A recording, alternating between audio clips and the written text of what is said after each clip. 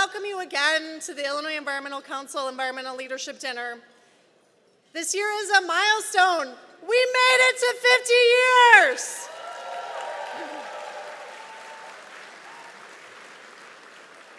There were moments when even making it to the next year felt uncertain.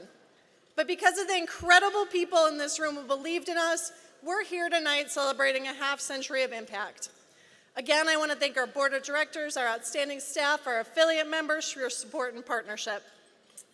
Now, I know it's hard to feel optimistic when the national headlines are filled with sadness and dysfunction. I understand why many of us feel like tuning in altogether. But we can't give up. We must keep moving forward.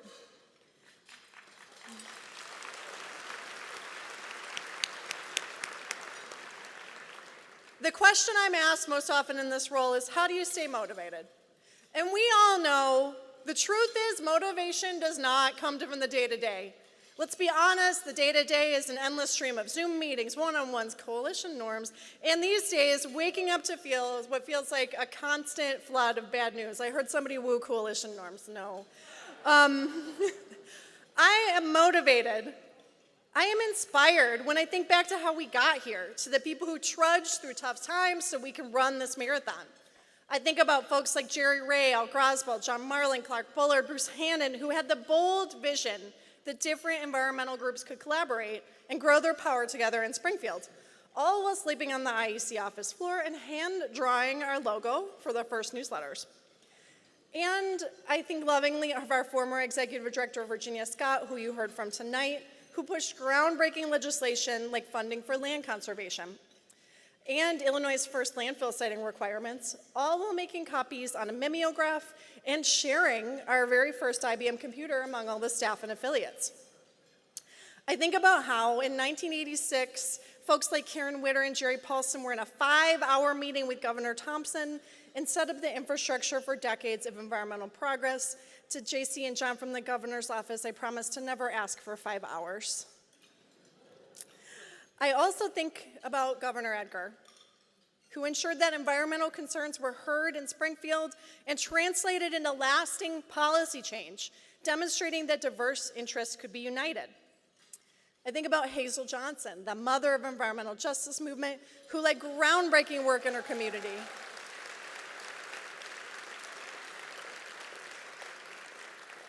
I think of Rob Keltzer, the board president who hired me, who showed me the power of collaboration, the strength of coalition, and taught me a few good curse words along the way. And sometimes I even think back to the start of my own career at IEC, when we only had one other staff member in a moldy basement office across from the Capitol. I remember hand-signing every annual appeal letter, walking the halls of the Capitol alone on Memorial Day weekends, and designing mailers that would make our comm staff gasp in horror today. Struggling through that day-to-day, I never would have imagined the power that IEC and our environmental movement would have today. Looking back to where we started keeps me motivated.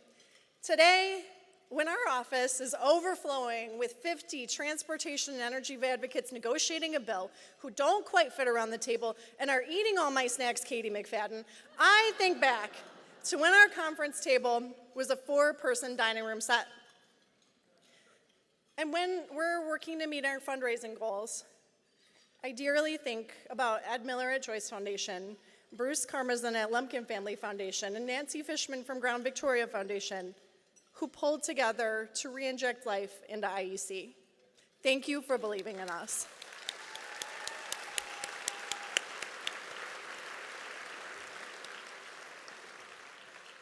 When I wonder why the House hasn't passed our styrofoam foodware ban yet, I remember a time when it wouldn't even have had a sponsor. When a committee doesn't line up right behind an environmental bill like I want them to, I think about when Rep. Karen May had to fight to create an environmental health committee so any bill could move forward. And when I wonder why we're not moving fast enough on renewable energy and storage by passing the Clean and Reliable Grid Affordability Act already, I remember when Illinois' renewable energy goal was only solar rebates. And as hard as it may be, I look to the light on the road ahead. When I start to wonder whether our culture can truly shift towards environmental change, I look to our incredible team at IEC, especially the passionate young people who bring fresh energy and determination to the movement. And when I feel alone in the halls of the Illinois State Capitol on really late nights, I look forward to the hundreds of people who now join us for rallies, lobby days, and district office visits each year, including our upcoming one on October 15th. Sign up today. We need to get ready for Illinois' biggest climate week ever in veto session, where we fund transit and speed up renewable energy development.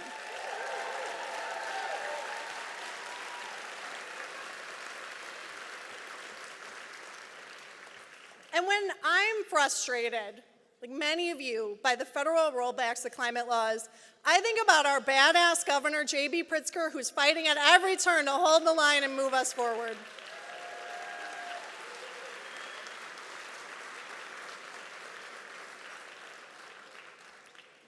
The people in the room, the partners in this movement, remind me daily that our ability to flourish is inextricably tied to one another.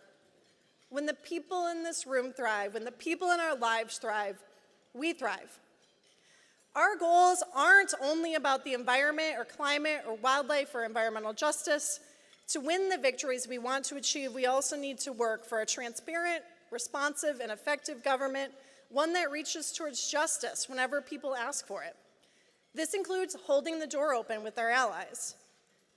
Just as the monarch butterfly's migration reminds us that movements across borders is natural and necessary, immigration is essential for survival, resilience, and prosperity.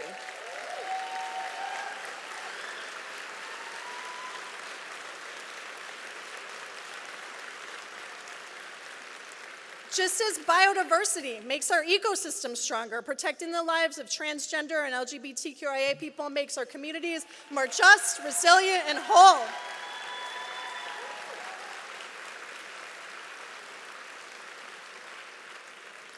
And just as healthy soil sustains every living thing, advancing racial justice is the foundation that allows all our communities to thrive.